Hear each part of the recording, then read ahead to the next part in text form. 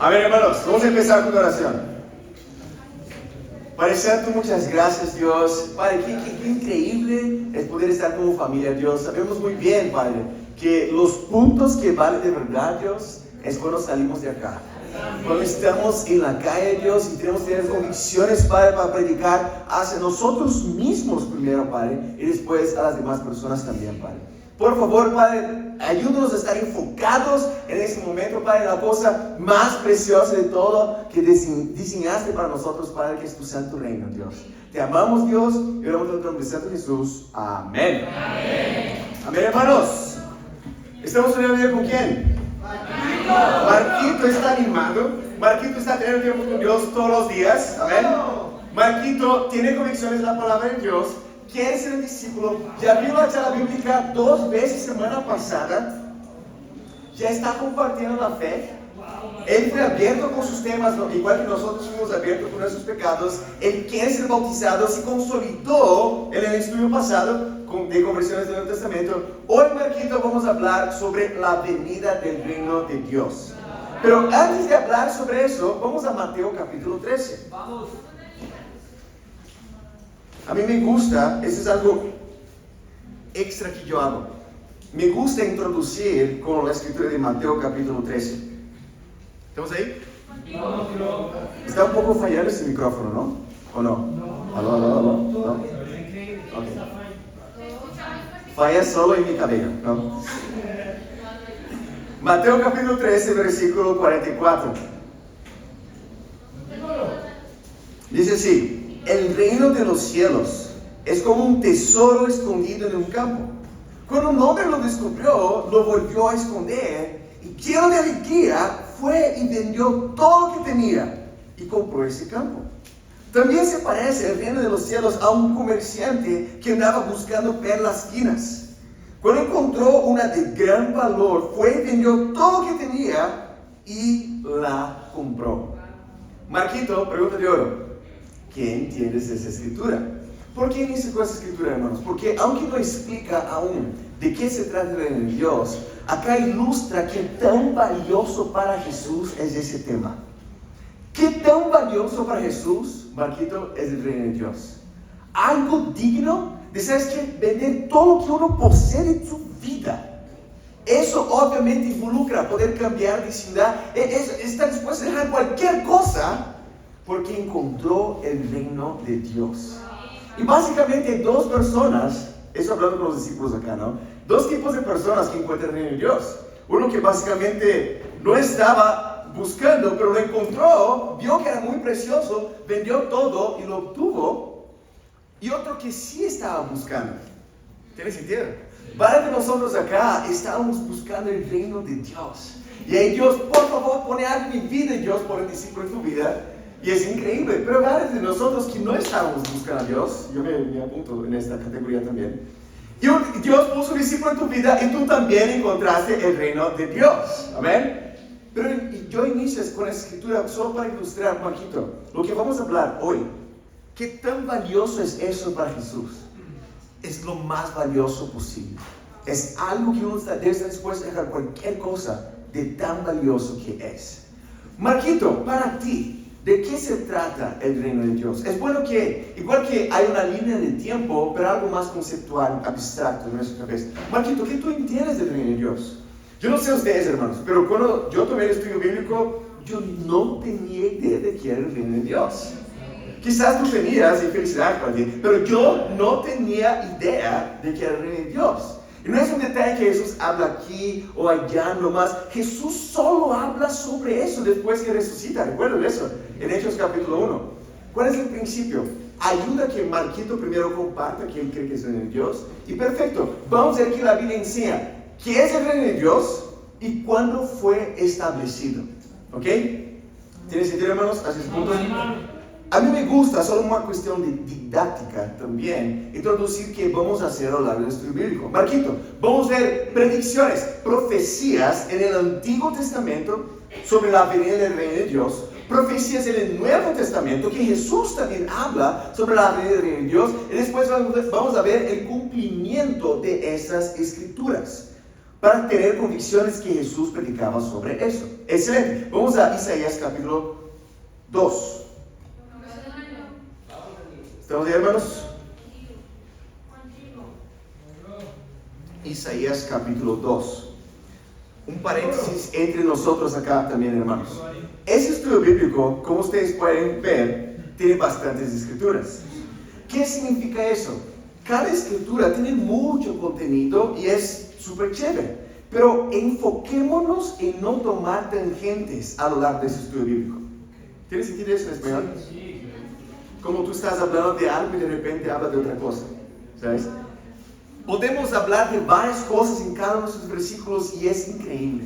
Pero para el tema del estudio bíblico, vamos a enfocarnos en pistas, vamos a enfocarnos en puntos prácticos, Marquito, de que habla la Escritura sobre la venida de Dios y al final vamos a concluir todo eso. ¿Tiene sentido, hermanos? Vamos acá en Isaías capítulo 2, versículos del 1 a 4. No tienes que hacer eso, pero ayuda mucho si tú das el contexto histórico para Marquito también. Para nosotros acá, hermanos, yo quiero diseñar ese contexto histórico para que todos nosotros sepamos. Amén. Básicamente, el reino de Dios de Israel en su cumbre obtuvo su gloria máxima. ¿En qué época más o menos, hermanos? ¿Con qué rey? Con David y Salomón, que construyó el reino de Dios 940 a.C., ahí 970 a.C. Y el cumbre de la gloria de Israel fue ahí. ¿Por qué? Porque fue cuando ellos eran independientes, estaban conquistando incluso otros pueblos. Después de eso, y después de Salomón principalmente, sus hijos ahí, un desastre, pecado tras pecado, y Dios fue fiel con su palabra y disciplinó a su pueblo. Y más o menos acá, Marquito, el año 750, no es el fondo del pozo del reino de Israel todavía, pero ya estaban bien mal espiritualmente. Vamos a ver qué Isaías dice acá, en Isaías 2, versículo 1.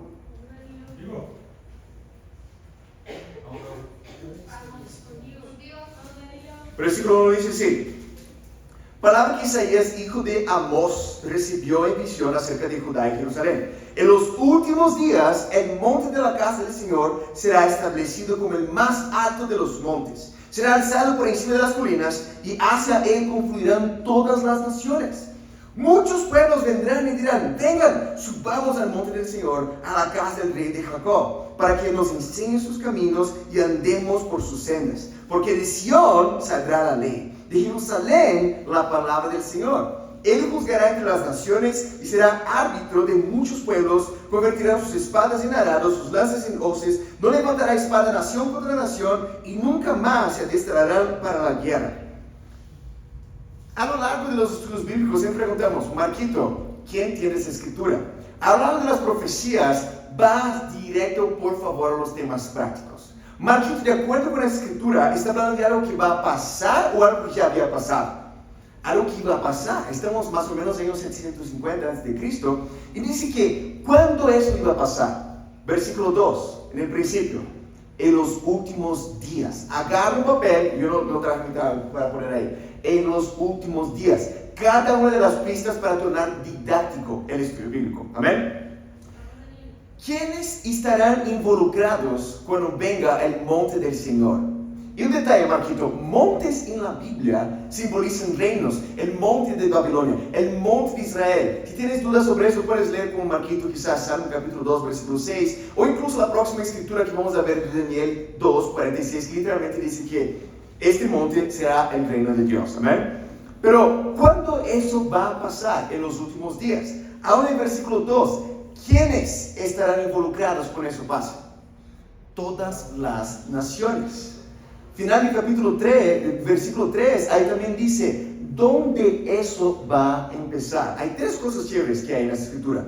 ¿Cuándo? En los últimos días. ¿Últimos días de qué? No tengo idea. Bueno, sabemos de qué se trata, de la alianza con el pueblo judío únicamente.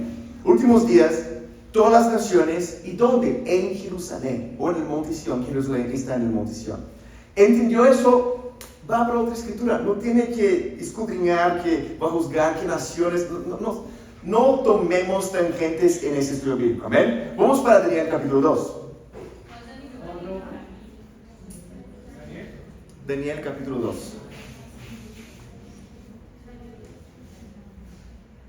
¿Estamos ahí? Sí. Daniel capítulo 2, vamos a leer acá en el versículo 31. Ya he visto discípulos de nuestro bíblico tomando como unas 3 horas, yo ya me perdí como después de 100 minutos acá, ¿no? Hermanos, seamos diligentes porque, no sé ustedes, yo consigo estar concentrado máximo como, no sé, 60 minutos. Extrapolaron bastante, así, ¿no? Algunos de ustedes ya los perdí, estoy viendo aquí ya los perdí, ¿no? Una atención de 5 minutos y ya fue. Amén. Sí, una mosca así. Daniel capítulo 2, versículo 31. Acá sí, Marquito, está en el fondo del pozo. Lo que era la gloria del reino de Israel, ahora está muy mal. Tanto que Dios los llevó exiliados su propio pueblo bajo el dominio de los babilonios. Y hay un famoso rey acá, llamado Nabucodonosor, que incluso estudiamos en historia general en la escuela, ¿no? Y Nabucodonosor tuvo un sueño, y básicamente Daniel va a hablar cuál fue el sueño, y después el significado del sueño, y vamos a ver qué eso tiene que ver con la venida del reino de Dios. Capítulo 2, versículo 31, dice así. En su sueño, su majestad veía una estatua enorme, de tamaño impresionante y de aspecto horrible. La cabeza de la estatua era de oro puro, el pecho y los brazos eran de plata, el vientre y los muslos eran de bronce, las piernas eran de hierro, lo mismo que la mitad de los pies. En tanto que la otra mitad era de barro cocido. De pronto, y mientras su majestad contemplaba la estatua, una roca que nadie desprendió, vino y golpeó los pies de hierro y barro de la estatua y los hizo pedazos. Con ellos se hicieron añicos el hierro y el barro, junto con el bronce, la plata y el oro. La estatua se hizo polvo, como el que vuela en el verano cuando se trilla el trigo. El viento barrió con la estatua y no quedó ni rastro de ella. En cambio, la roca que dio en contra de esa estatua se convirtió en ¿qué? Una montaña enorme que llenó toda la tierra. En vez de leer hasta el 45, para cuestión didáctica, para aquí explica, recuerden cuál fue el sueño, dibuja la estatuacita con sus secciones ahí y después sigue, ¿ok? Básicamente, ¿qué pasó? La estatua toda segmentada, cabeza de qué, hermanos? Pecho y brazos de qué? ¿Cómo se dice esa parte? Vientre y el cuadril de qué?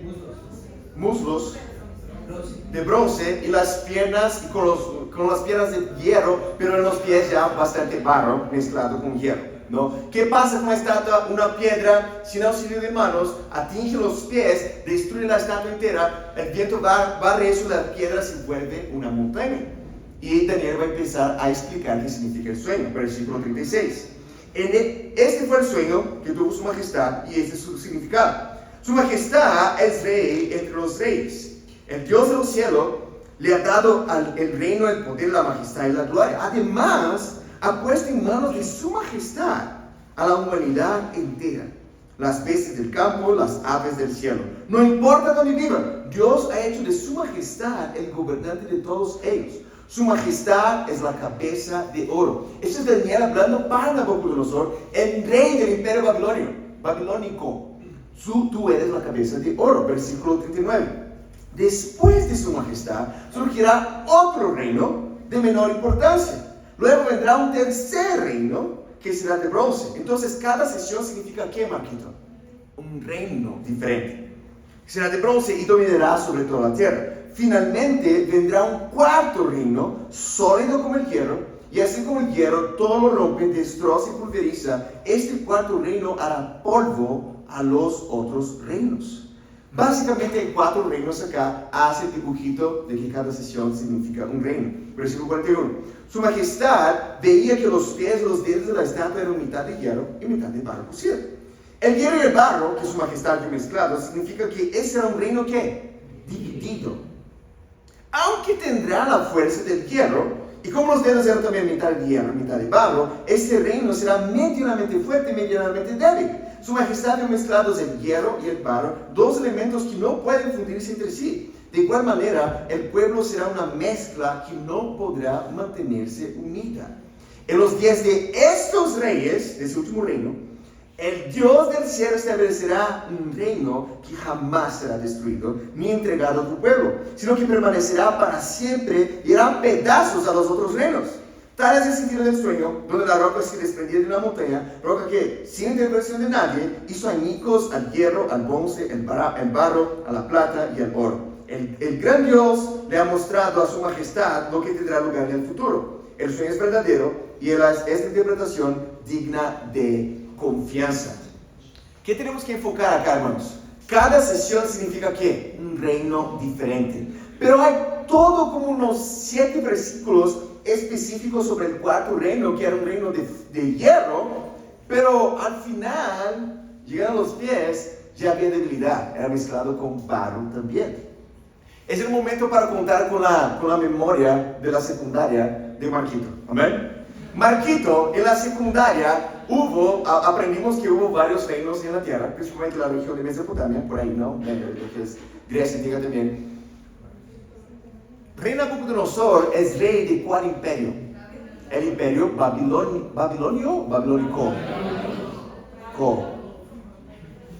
Imperio babilónico. Y sabemos por historia, pero si Marquito está un poco sospechoso, solo lee el capítulo 5 adelante que habla que los persas dominaron a ellos ahí también, ¿no? Pero después de los babilonios, de los babis, ahí hubo el imperio ¿qué? Persa. El imperio persa. Y curiosamente acá el imperio persa es representado por ¿qué elemento? Por la plata. Y sabemos esa historia, incluso en la película de 300, representa a los de Persa con máscaras de plata, porque históricamente los persas fueron conocidos como imperio de la plata. Después hubo un tercer reino muy poderoso. ¿Qué reino fue eso? Hay muchos nombres para ese reino, para ese reinado, ¿no? Fue la parte helenística del imperio griego, o imperio macedónico, o imperio de Alejandro Magno, como quieras llamar, pero esa es la sesión de bronce de la estatua. O imperio macedónico, o imperio griego. Es que imperio griego hubo ciudades, estados primeros, pero después se volvió algo más imperialista. Ese fue el reinado de Alejandro Magno. Alejandro Magno se dice, ¿no? Después hubo un reino de hierro. ¿Qué reino es ese, Marquito? Los romanos. ¿Y por qué? Para mí, hermanos, un paréntesis acá. Me fascina esta escritura. ¿Por qué? ¿Cuál es la diferencia del imperio romano para los otros imperios? Los otros imperios imponían su religión, imponían su cultura y destruían el pueblo si no quisieran eso. El imperio romano no. Tanto que ellos estaban en Judea en la época de Jesús y eran judíos. Los egipcios eran parte del imperio romano, pero tenían su reina, su faraona, no sé cómo se dice eso. Los egipcios. El imperio romano fue muy fuerte, pero muy débil porque era todo segmentado. Y acá Daniel ya estaba 500 años antes, hablando que será un imperio fuerte, pero al mismo tiempo débil, porque la gente era una mezcla de gentes. Pero lo que más importa acá, Marquito, versículo 44, que los días de estos reyes, del último imperio que estamos hablando, del imperio ¿qué? Romano, ¿qué sería establecido? El reino de Dios. Entonces no tenemos una pista tan directa que habla como será durante el imperio romano, pero entendemos, porque eso ya pasó en historia, que sería probablemente en algún momento del imperio romano. ¿Qué hay de tan importante espiritualmente, Marquito, durante el imperio romano? ¿Quién nació ahí, quizás? Jesús nació ahí. Entonces, quizás cuando Jesús nace, se establece el reino de Dios. Vamos a ver eso, vamos a Mateo capítulo 3. Vimos 3 pistas hasta ahora, en los últimos días, todas las naciones, Jerusalén y durante el imperio romano. Y ahora vamos a leer acá en Mateo capítulo 3. ¿Recuerdan quién era primo de Jesús ahí? Juan. Jesús y Juan eran contemporáneos, tanto que cuando Elizabeth, la mamá de Juan, estaba encinta y María llega, recuerda que Juan da un saltito ahí dentro, no sé si es un salto, ¿no? Pero ahí menciona que algo que pasa, ¿no?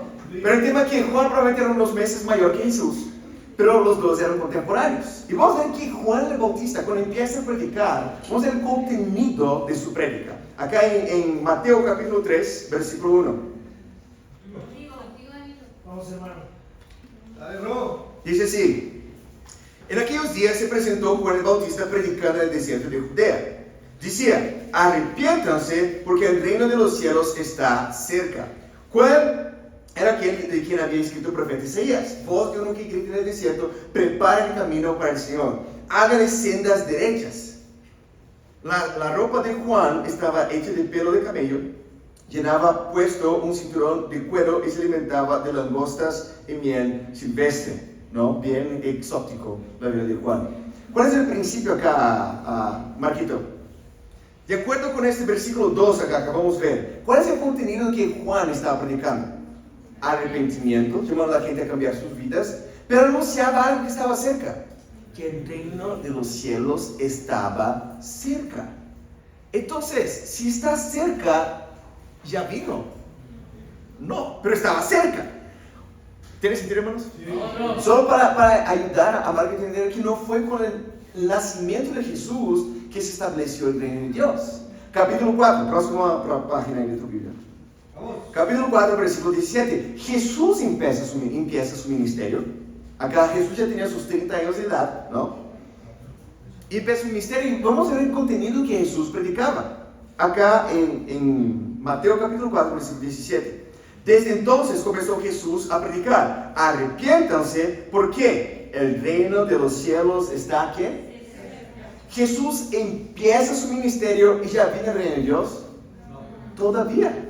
Marquito, vamos a la escritura que está en Marcos 9.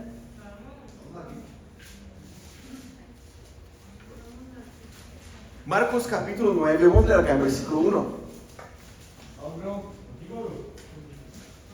Este es de Jesús hablando. Y dice así, y añadió: les aseguro que algunos de los aquí presentes no sufrirán la muerte antes de haber visto el reino de Dios llegar con poder. Hay dos cosas muy importantes acá, Marquito. Jesús está hablando de eso, y eso es inmediatamente después que Jesús pone las condiciones para ser discípulo, hay que negar a sí mismo y todo eso, ¿no? Pero vamos a poner atención acá sobre el reino de Dios. ¿Cuándo el reino de Dios ya había sido establecido acá? No. Pero cuando eso pase, ¿qué tan cerca está? No estaba cerca como para Dios, cualquier cosa cerca, 200 años cerca, pero no estaba así de cerca, lejos. Sería necesariamente durante la vida de algunos que estaban escuchando a Jesús aquí. Sería durante la vida de algunos de esos discípulos, porque Jesús dice: les aseguro que algunos acá no van a morir antes que venga el reino de Dios. Entonces quizás no todos vendrían, alguien quizás va a morir en el proceso, pero sería durante la vida de esos discípulos. Pero si una cosa importante acá, ¿cómo va a venir el reino de Dios? Como, ¿llegó el reino de Dios? No, va a ser como, oh wow, llegó con poder. ¿Qué es eso? Es el reino de Dios. Sería con poder. Dos cosas acá, durante la vida de esos discípulos y con poder. ¿Entendió eso? Vamos para la próxima escritura. Vamos a Juan capítulo 3. Marquito, vamos a ver una escritura que ya vimos el estudio pasado, pero que ahora va a tener incluso más sentido. Acá en Juan capítulo 3, versículo 1. ¿Está conmigo, familia? Vamos. Versículo 1 dice así: había entre los fariseos un dirigente de los judíos llamado Nicodemo. Este fue de noche a visitar a Jesús. Rabí le dijo: sabemos que eres un maestro que viene de parte de Dios, porque nadie podría hacer las señales que tú haces si Dios no estuviera con él. Empieza a halagar a Jesús ahí, ¿no?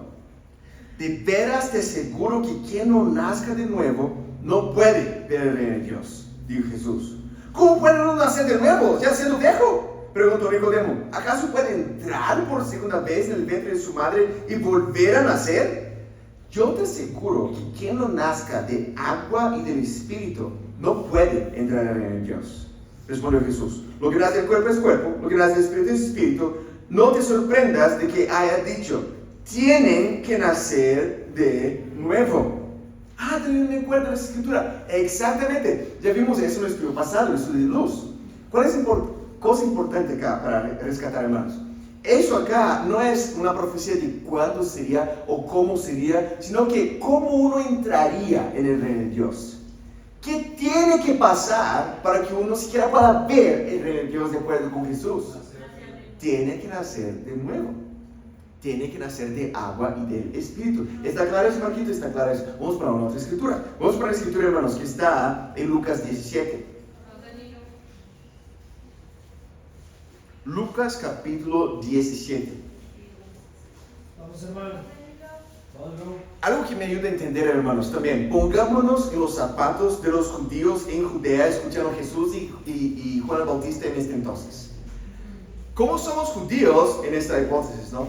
Sabemos las profecías de Isaías, sabemos las profecías de Joel, de Daniel incluso, y vimos en historia, porque ellos estudiaban historia también, que ya había pasado el imperio babilónico, ya que había pasado el imperio persa, que había pasado el imperio macedónico, estaban bajo dominio romano. Juan el Bautista estaba predicando sobre un tema, reino de Dios. Jesús también, que la gente iba a la noche a preguntar a Jesús. Por eso que pasó eso con Nicodemo. Y eso pasa de nuevo acá también en Lucas 17, versículo 20. Dice, si los fariseos le preguntaron a Jesús, ¿cuándo iba a venir el reino de Dios? ¿Por qué? Porque estaba en la boca de la gente en ese entonces, ¿no? Significando que ya había venido, si fueron a preguntar a Jesús. No, pero mira que Jesús contesta.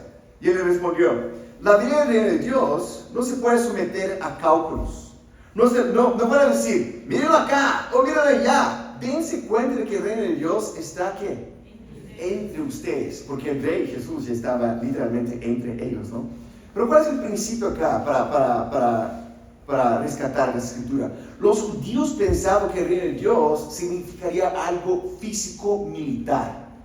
Ellos tenían esa esperanza, tanto que crucificaron a Jesús porque Jesús no era el Mesías que ellos esperaban. Ellos esperaban un Mesías liberador que iba a destituir los romanos. Él estará en la gloria de la época de David y Salomón. Y Jesús fue un Mesías que sufrió y que murió y llamó a cada persona a morir también si quisiera seguir a él. Entonces Jesús está hablando, eso no va a pasar como usted está pensando, como ahí llegó las tropas del reino de Dios. No, va a ser algo que va a estar entre ustedes. ¿Tiene sentido, hermanos? Vamos a Juan capítulo 13. Mateo capítulo 16, perdón.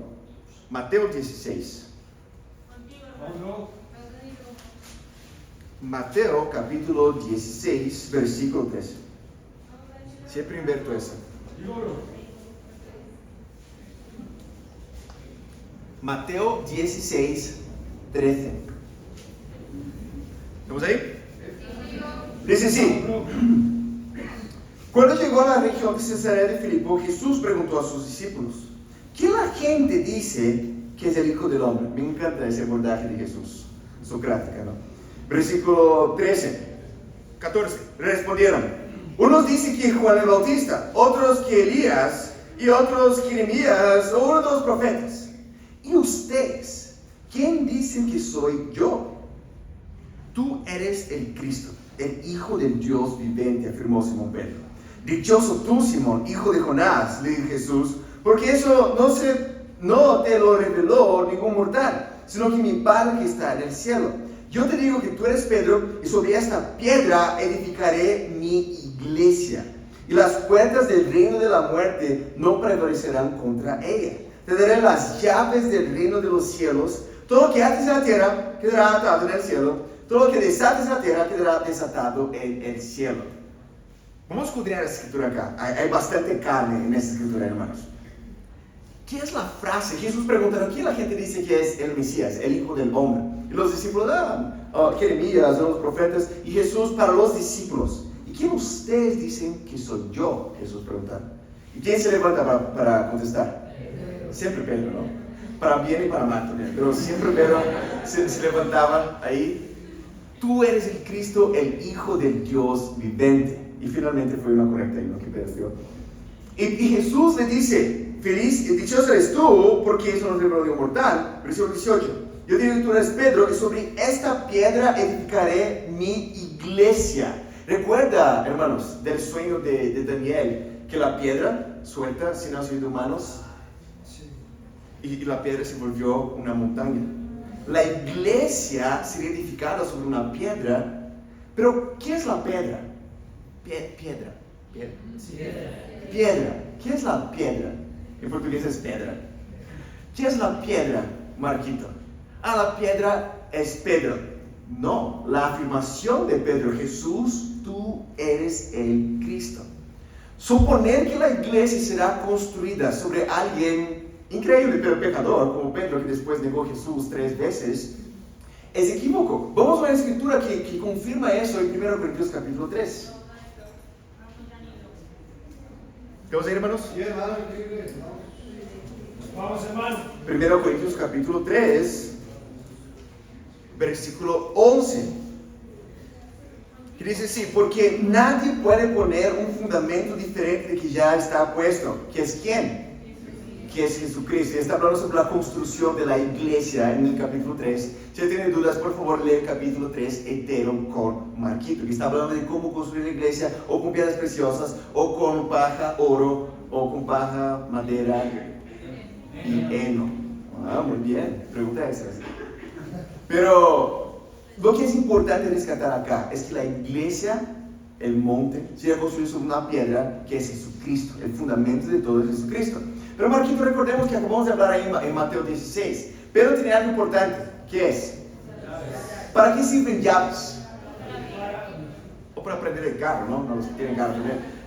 Pero para abrir cosas. De alguna manera, la pista principal que tenemos que agarrar acá es que cuando se ha establecido eso, quizás Pedro tiene un papel de abrir algo en esa situación. ¿Listo? Vamos a una escritura que está en Lucas 23, hermanos. Lucas capítulo 23. Marquitos, ¿ya tienes como una idea? ¿Cuándo tú crees que finalmente se establece el reino de Dios? O quizás cuando Jesús muere en la cruz, se inicia el reino de Dios. ¿Ok? Esa escritura va a contestarnos. Acá en capítulo 23, versículo 50. Dice así: había un hombre bueno y justo llamado José, miembro del consejo, que no había estado de acuerdo con la decisión ni con la conducta de ellos. Era natural de un pueblo de Judea llamado Arimatea. ¿Y qué? Esperaba, ¿qué cosa? Si él esperaba el reino de Dios, ¿ya había sido establecido el reino de Dios? Todavía. Entonces Jesús está siendo sepultado y aún no vino el reino de Dios. Próximo capítulo, Lucas 24, versículo 44. Lucas 24 es el capítulo de la resurrección. Jesús se aparece a los dos en el camino de Emaús. Jesús se aparece a los discípulos. Y cuando está hablando con los discípulos después de ya resucitado o resurrecto, Jesús dice así en versículo 44: cuando todavía yo estaba con ustedes, les decía que tenía que cumplirse todo lo que está escrito acerca de mí en la ley de Moisés y en los profetas y en los salmos. Entonces les abrió el entendimiento para que comprendieran las escrituras. Me encanta esa parte, hermanos. Esto es lo que está escrito, le explicó: que el Cristo padecerá y resucitará al tercer día. En su nombre se predicarán, ¿qué cosas? Arrepentimiento y ¿qué? Y perdón de los pecados. ¿A quiénes? A todas las naciones. ¿Comenzando por dónde? En Jerusalén. E incluso Jesús recalca algunos puntos que ya vimos antes. Pero dice que también en la situación se ha predicado arrepentimiento y perdón de los pecados a todas las naciones, comenzando por Jerusalén. Versículo 48. Ustedes son testigos de esas cosas. Ahora voy a enviarles lo que he prometido a mi Padre. Pero ustedes, miren eso, queden sin la ciudad hasta que sean revestidos del poder del alto. Jesús estaba rogando para ellos: esto va a ser increíble, pero por favor no salgan de Jerusalén. Marquitos, ¿ya vino el reino de Dios? ¿O casi? Casi. No había sido establecido, pero Jesús estaba como: aguarde un ratico más. No salgan de Jerusalén antes que venga la promesa que mi Padre prometió. ¿Tiene sentido, hermanos? Hasta acá, y solo para algo interesante para nosotros saber, hay muchas más profecías de la vida de Dios en el Antiguo Testamento y también en el Nuevo Testamento, pero creo que ya es suficiente para que podamos conectar unos puntos ahí. Amén. Marquito, ¿qué vimos hasta ese momento? Vamos a recapitular todo lo que vimos. Es importante recordar porque vamos a empezar a ver el cumplimiento de las escrituras, hermanos. Isaías 2, últimos días. ¿De qué? No interesa. Últimos días. Comenzando en Jerusalén, todas las naciones, Imperio Romano. Jesús nace, vino todavía. Jesús empieza a predicar, vino todavía. Sería con poder y durante la vida no de todos, sino de algunos de los discípulos. Pedro tenía las llaves también. Es necesario nacer de agua y del Espíritu en esa situación. No sería algo físico como destrucción de los militares expulsando a los romanos, sino que sería algo espiritual entre ellos. Jesús muere, ya vino todavía, pero Jesús promete con el resucitado: quédense y esperen un ratico más, y en esa situación será predicado arrepentimiento y perdón de los pecados. Vamos a Hechos capítulo 1, Marquito. Hay muchas maneras de hacer esta sesión, de averiguar el cumplimiento de estas profecías.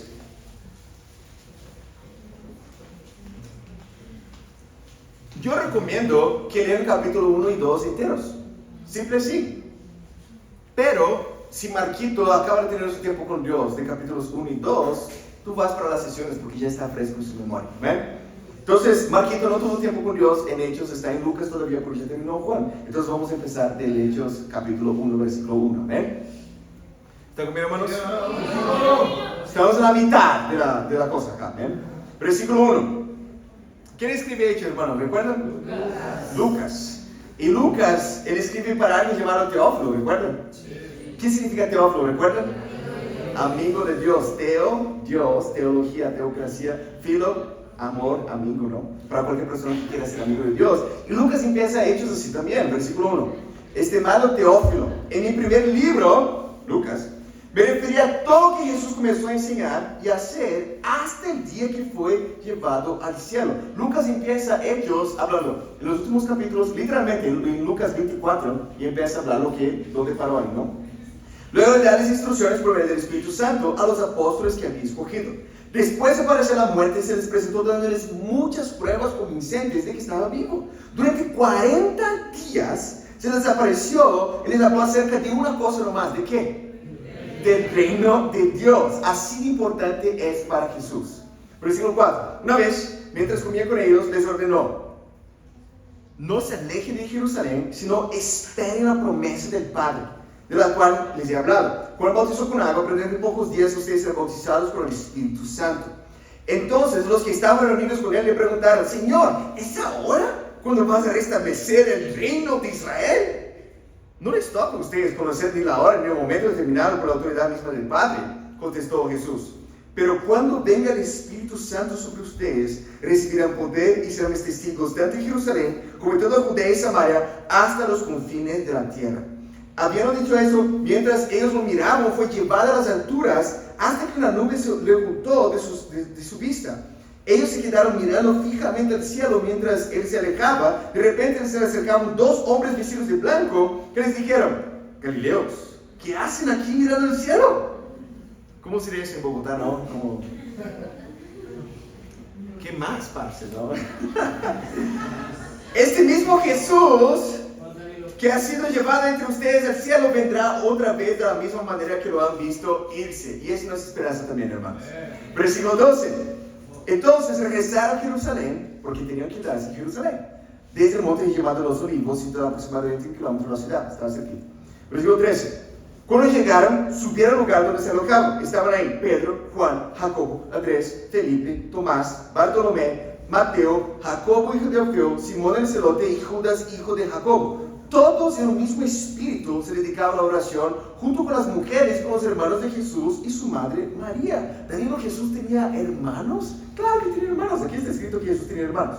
Su mamá no fue perpetuamente virgen. María tuvo hijos después con José. Amén. Versículo 15. Por aquellos días, Pedro se puso de pie en medio de los creyentes, que era un grupo de unos 120 personas. Les dijo: hermanos, tenía que cumplirse la escritura que por boca de David había predicho el Espíritu Santo en cuanto a Judas, el que sirvió de guía a los que arrestaron a Jesús. Judas se contaba entre nosotros y participaba en nuestro ministerio. Con el dinero que obtuvo por su crimen, Judas compró terreno, ahí cayó de cabeza, se reventó, se le salieron las vísceras. Está bien hasta ahí, ¿no? El principio, Marquito, es que recuerda que Jesús había dicho que no necesariamente todos verían el reino de Dios venir con poder, sino que en ese momento uno de los apóstoles ya había muerto, Judas. Y básicamente acá, hasta el final del capítulo 1, ellos encuentran otro discípulo para sustituir el ministerio apostólico de Judas, que fue Matías. Vamos a saltar al capítulo 2, versículo 1.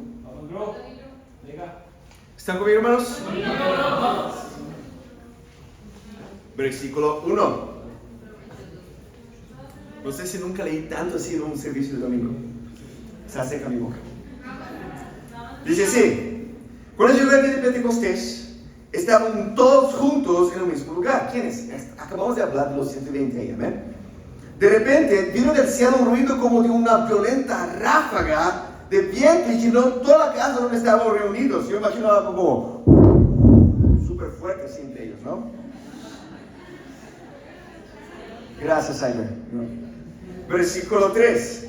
Se les aparecieron entonces unas lenguas como de fuego, se repartieron y posaron sobre cada uno de ellos. Todos fueron llenos del Espíritu Santo y comenzaron a hablar diferentes lenguas según el Espíritu se les concedía expresarse. Estaban de visita en Jerusalén. ¿Dónde se estaba pasando, Marquito? En Jerusalén. Mira quién estaba visitando ahí. Judíos piadosos procedentes ¿desde dónde? De todas las naciones de la tierra. ¿Por qué? Observación para nosotros acá. Los judíos tenían muchas fiestas anuales, hermanos, que los más comprometidos, nunca sé, los comprometidos, ellos migraban de Cirene, de Italia y de otros lugares, y ellos cumplían con esa fiesta de los judíos. Había la Pascua, pero también había Pentecostés, la fiesta de las campañas, un montón de fiestas, pero esa es una de las fiestas. Entonces los judíos más comprometidos estaban ahí en Jerusalén, versículo 6. A la hora que el bullicio se agruparon y quedaron todos pasmados porque cada uno los escuchaba hablar en su propio idioma. Entonces eran idiomas mismos que estaban hablando. Versículo 7. Desconcertados y maravillados decían: ¿no son galileos todos los que están hablando? ¿Cómo es que cada uno de nosotros les oye hablar en su lengua materna? Partos, medos, elamitas, habitantes de Mesopotamia, de Judea y de Capadocia, de Ponce y de Asia, de Frigia y Panfilia, de Egipto, de regiones de Libia, cercanas a Cirene, visitantes llegados de Roma, judíos y prosélitos, cretenses y árabes, todos por igual los oímos proclamar en nuestra propia lengua las maravillas de Dios. Desconcertados y perplejos, se preguntaban: ¿qué quiere decir esto? Otros se burlaban y decían: lo que pasa es que están borrachos. Y siempre va a haber el grupo que va a criticar. Versículo 14. Antes de ir al versículo 14, Marquito, ¿qué eso está pasando? ¿Dónde eso está pasando primero? En Jerusalén. ¿Quiénes están ahí? Judíos de todas las naciones. Y menciona varios lugares de las naciones conocidas entonces. ¿Qué más? Eso no está como, llegó el reino de Dios. No, es como, oh wow, ¿qué está pasando acá? Este fuego y ese de la gente era algo con poder. Y mira que iba a empezar a predicar y explicar para la gente qué estaba pasando. Versículo 14. Entonces Pedro con los 11 se puso de pie y dijo en voz en cuello. No había sabio ministro en ese entonces, ¿no? Compatriotas judíos y todos ustedes que están en Jerusalén, déjenme explicarles lo que sucede. Presten atención a lo que les voy a decir. Estos no son borrachos como ustedes suponen. Apenas son 9 de la mañana. No estaban en Latinoamérica, ¿no?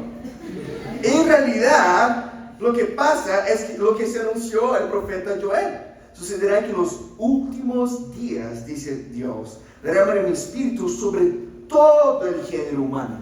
¿Y por qué eso eran los últimos días de qué? Porque antes de eso, el espíritu de Dios, la promesa de Dios, no era para cualquier persona. Era exclusiva para los judíos. ¿Últimos días de qué, Danilo? De la promesa para exclusividad de los judíos. Ahora una nueva alianza estaba siendo formada. ¿Tiene sentido, hermanos? Ahora dice que en los últimos días derramará el espíritu sobre todo género humano. Los hijos y las hijas de ustedes profetizarán, tendrán visiones, los jóvenes y sueños, los ancianos. En esos días derramaré mi espíritu aún sobre mis siervos y mis siervas y profetizarán. Arriba en el cielo y abajo en la tierra mostraré prodigios, sangre, fuego y nubes de humo. El sol se convertirá en tinieblas, la luna en sangre, antes que llegue el día del Señor, día grande y esplendoroso, y todo el que invoque el nombre del Señor será salvo. Pueblo de Israel, escuchen esto.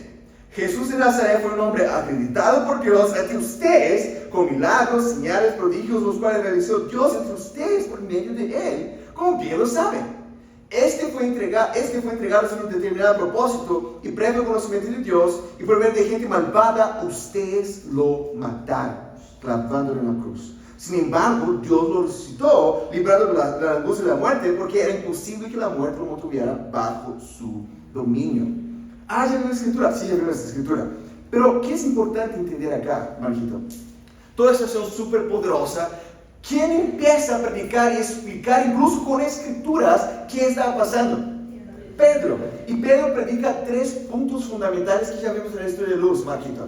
Número 1, versículo 22. Jesús es de Dios. De hecho, era quien decía ser, el Hijo de Dios, el Hijo de hombre. A ver. Versículo 23. que ellos tenían culpa, ellos tenían responsabilidad de la muerte de Cristo. Y versículo 24, que Jesús había resucitado. Si quiere leer del versículo 25 hasta el 35, fino. Yo salto para el versículo 36. Del 25 al 35 son más escrituras que Pedro utiliza para sostener lo que acababa de predicar de profecías de parte de David. Versículo 36, hermanos. Dice así: por tanto, sepa bien todo Israel que este Jesús, a quien ustedes crucificaron, Dios lo ha hecho Señor y Mesías. Cuando oyeron eso, todos se sintieron profundamente conmovidos y dijeron a Pedro y los otros apóstoles: hermanos, ¿qué debemos hacer? Arrepiéntanse y bautícense cada uno de ustedes en el nombre de Jesucristo. ¿Para qué, hermanos? Perdonen sus pecados, les contestó Pedro, y recibirán el don del Espíritu Santo. En efecto, promesa es para ustedes, para sus hijos, para todos los extranjeros, gracias a Dios, es decir, para todos aquellos a quienes el Señor nuestro Dios quiera llamar. Y con muchas otras razones les exhortaba insistentemente: sálvese de esa generación perversa. Marquito, en versículo 41. Así pues, los que recibieron el mensaje fueron bautizados, y aquel día se unieron a la iglesia unas 3,000 personas. Wow, imagina la logística de eso, ¿no? Me viene a la cabeza. Si fuera la red, sería 2 días para hacer eso. Marquito, ¿qué vamos a descubrir acá? Recuerda que vimos en Lucas 24 que en esta situación sería predicado arrepentimiento y perdón de los pecados. Literalmente eso estaba pasando acá. Vimos también que en Juan 3, del 1 al 7, en la situación con Nicodemo, Jesús les afirma: es necesario nacer de nuevo de agua y del Espíritu. Pedro les predica que tenían que ser bautizados para los pecados y el Espíritu Santo de Dios. Eso es para cualquier persona, tanto que Pedro dice después: eso es para ustedes, había los judíos ahí que estaban escuchando a Pedro, para sus hijos, para los extranjeros, para todos cuantos Dios quiera llamar. Eso es algo para todas las personas. Todas las profecías se están cumpliendo aquí en Hechos capítulo 2. Y no solo eso, ¿qué Pedro tenía? Las llaves. ¿Quién está abriendo, inaugurando el reino de Dios para todas las personas? Pedro, quien está predicando todo eso. Pedro se arrepintió, después negó a Jesús 3 veces ahí, ¿no? ¿Cuál es el principio? ¿Qué vemos acá en Hechos 2? La venida del reino de Dios. Lo que fue profetizado por Joel, que Pedro utiliza ahí también, por Isaías, por Daniel en el sueño de Nabucodonosor. Todo eso se cumple acá en Hechos 2. ¡Wow! Yo me acuerdo, hermanos, cuando yo vi esa escritura por primera vez, yo estaba así: ¿cómo yo no sabía de eso antes? Es como 20 años que voy a la iglesia y yo pensé que el reino de Dios era el cielo. Pero acá ya se establece el reino de Dios en la tierra también. Exactamente, Marquita. Vamos a ver qué pasa una vez que ellos fueron bautizados. Cada uno regresó para su casa, nunca más se vieron, Dios te bendiga, y nunca más se comunicaron. Vamos a ver el compromiso de esas personas una vez que entraron en el reino de Dios. Versículo 42. Dice así: y esa, hermanos, a partir de ahora, de versículo 42 hasta el final, es la sesión más importante del estudio bíblico. De cierta manera, hasta el 41 es un estudio bíblico increíble, pero informativo. Es un estudio bíblico de estar como: wow, qué increíble todo eso, no sabía, y ahora tú sabes. Pero ahora es un llamamiento a la obediencia, a partir de versículo 42 hasta el final. Porque no queremos vayan y hagan oidores de cosas chéveres de la Biblia, de todas las naciones. Jesús dice: vayan a discípulos, ¿no? Ahora es el momento de hacer el discípulo de Jesús. Amén. Versículo 42. Se mantenían firmes en la enseñanza de los apóstoles, en la comunión, en el partimiento del pan y en la oración. Todos estaban asombrados por los muchos prodigios y señales que realizaban los apóstoles. Todos los creyentes estaban juntos y tenían todo en común. Vendían sus propiedades y posesiones, compartían sus bienes entre sí, según la necesidad de cada uno. No dejaban reunirse en el templo, ¿cuándo? A los miércoles y domingos. Ni un día, ni un solo día. De casa en casa partían el pan y compartían la comida con alegría y generosidad, alabando a Dios y disfrutando de la estimación general del pueblo. Y me encanta eso. Y cada día el Señor añadía al grupo los que iban siendo salvos. Marquito, vamos, ven. ¿Quién entiende esa escritura? Es el momento para escudriñar. Aquí vamos a gastar el tiempo del estudio bíblico. Amén. Toda sesión con Marquito gastamos como 35 minutos quizás, y ahora vamos a gastar los otros 25 minutos, ¿ok? Vamos. ¿Eh? Vamos, hermano. Dígalo, vamos. No quiero hablar que toma mucho tiempo para hacer ese estudio. Ah. ¿Cómo están? Vamos. Marquito, ¿quién tiene escritura? Escudriña capítulo 2, versículo 42 al 47. Es increíble esa escritura. Eso no puede ser visto como mala noticia. Eso es la cereza del pastel del reino de Dios. Todos tenían todo en común y se reunían y se dedicaban 4 cosas importantes. Ahí, Marquito, versículo 42. A la enseñanza de los apóstoles. No tenemos apóstoles actualmente. ¿Qué significa eso? Tenemos la enseñanza de los apóstoles, curiosamente. Podemos dedicarnos aún a la enseñanza de los apóstoles, amén. Pero, ¿qué más?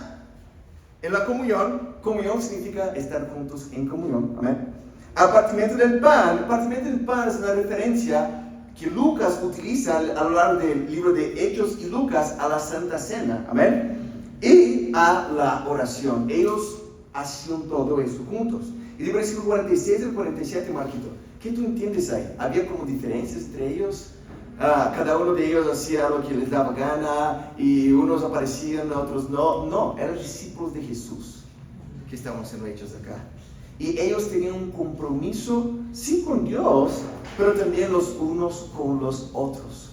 Lo que vemos acá es cómo debe ser una persona que no solo entró en el reino de Dios, pero que permanece firme en el reino de Dios también. Esas personas hacían eso, ¿por qué, Marquito? Porque ellos entendieron el valor de la perla preciosa.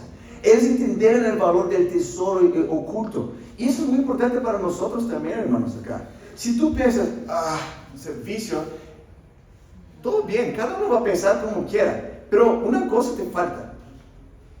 Tú no entiendes qué tan valioso es el reino de Dios. Y yo quiero todos los días reanimar mi corazón a rescatar la preciosidad de que Jesús predica una y otra y otra. Y los apóstoles después de Jesús predican una y otra vez. Ese estudio bíblico debe ser hecho como un ánimo. Tú has encontrado el reino de Dios, la perla fina, el tesoro escondido. ¿Pero qué significa? Que ahora que tú ya sabes cómo entrar en el reino de Dios, en el estudio pasado, Marquito ya se recalcó el curso del Nuevo Testamento, que tú vas a ser bautizado. ¿Qué significa eso? Va a haber un compromiso los unos con los otros. Eso es el reino de Dios. ¿Se apagó? No. Pensé que estaba haciendo un signo. No. Tuvieron otra gente acá. Pero eso es el reino de Dios, hermanos. Y tenemos que tener compromiso cuanto a eso. Todos nosotros tenemos compromiso. Mamá, yo tengo que hacer un intercambio de 2 años en Canadá. Y la mamá está, mi hijo, 2 años en Canadá, ¿no? Pero cuando el compromiso es ir con las reuniones del reino de Dios, es como, es una secta. Y no sé qué, es como, compromiso cuando se trata para Dios es criticable. Compromiso cuando se trata de los estudios, del trabajo, es como, qué honor, ¿no? Y predicar sobre eso para Marquito, tú tienes que ver, es un honor que tú seas parte del reino de Dios, Marquito. Pero es un honor siquiera que tú puedas ser parte del reino de Dios también. Un principio para nosotros, hermanos. Si tú no tienes convicción de ser el reino de Dios, no hagas ese estudio con Marquito. Llama a un hermano que tiene convicciones. Porque en ese estudio bíblico, Marquito tiene que estar maravillado cuanto al reino de Dios. Porque así estaba Jesús, los apóstoles y todos los discípulos que estaban aquí. Pregunta, Marquito, si tú ves acá ese estilo de vida de los discípulos, ¿cualquier iglesia que tú vas es el reino de Dios? Esas son preguntas importantes para hacer a Marquito. Ese es el llamamiento a la obediencia. ¿Por qué no? Simplemente, y puedes ver otras escrituras que ya vimos en estudios pasados, hermanos. Pero recalcando vida y doctrina. Recuerda eso de 1 Timoteo 4:16. Pablo hablando para Timoteo, atenta bien para tu vida, para la doctrina, persevera en eso, porque así salvará tanto a ti mismo cuanto a los que te oyen o te escuchan, no sé cómo está en español. Vida y doctrina define un discípulo de Jesús. Discípulos que viven, discípulos en conjunto, en comunión, que viven con ese estilo de vida y con la doctrina de la Biblia, eso es el reino de Dios. Yo voy a hablar algo muy claro. Yo no creo, hermanos, que la Iglesia Cristiana Internacional de Bogotá es el único grupo de discípulos que creen en el plan de salvación de la Biblia. Yo no creo en eso. Pero, ¿qué otro grupo está haciendo eso en Bogotá? Ahí está la vaina. Yo no considero que eso va a estar oculto de cualquier otra persona que agarre su Biblia y lea. Pero de nuestra parte, cuando entendemos eso y sé que la iglesia que yo soy parte no enseña esa doctrina o no enseña ese estilo de vida, yo sé que eso no es el reino de Dios. Y tengo que dejar doctrinas falsas, incluso sentimentalismo, mi familia, no sé qué, para poder ser parte del reino de Dios y llamar a otras personas a también ser parte del reino de Dios. ¿Tiene sentido, hermanos? Una vez que Marquito entiende eso y está animado porque él entiende la preciosidad del reino de Dios, tú quieres terminar con la escritura de Mateo 6:33. Vamos allá. Mateo 6:33. ¿Estamos ahí, hermanos?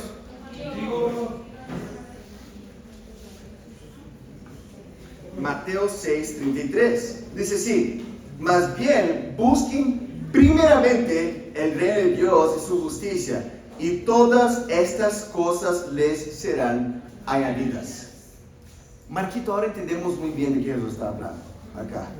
Jesús ya sabía que era el reino de Dios. Ahora ya sabemos que el reino de Dios. ¿Qué significa buscar en primer lugar el reino de Dios? Significa dar prioridad. ¿Qué significa eso en la práctica, Marquito?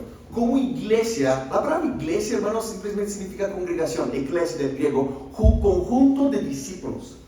El reino de Dios, como cuerpo de Cristo, nos juntamos 3 veces por semana. A los miércoles, nuestros intersemanales, amén. A los domingos, los servicios de domingo, y cada uno de nosotros es parte de una charla bíblica, que es un instrumento para invitar más personas, pero también a una reunión del cuerpo de Cristo.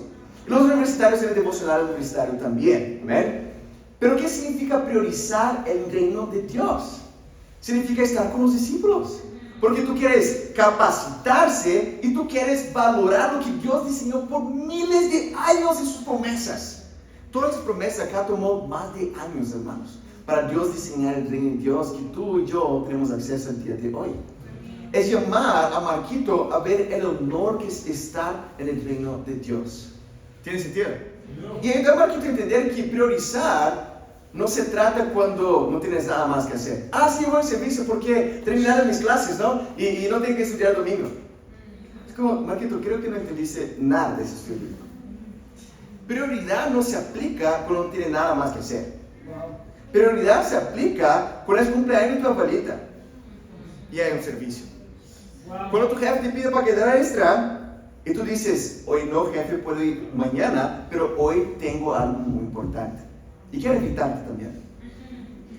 Pero ya se aplica cuando hay otras cosas. Si no hay nada en mi lista de cosas que hacer el domingo, yo voy al servicio, qué bueno. Pero eso no es prioridad. Qué bueno que estás acá. Pero prioridad es cuando tienes otras cosas que hacer y pones a Dios y su reino en primer lugar.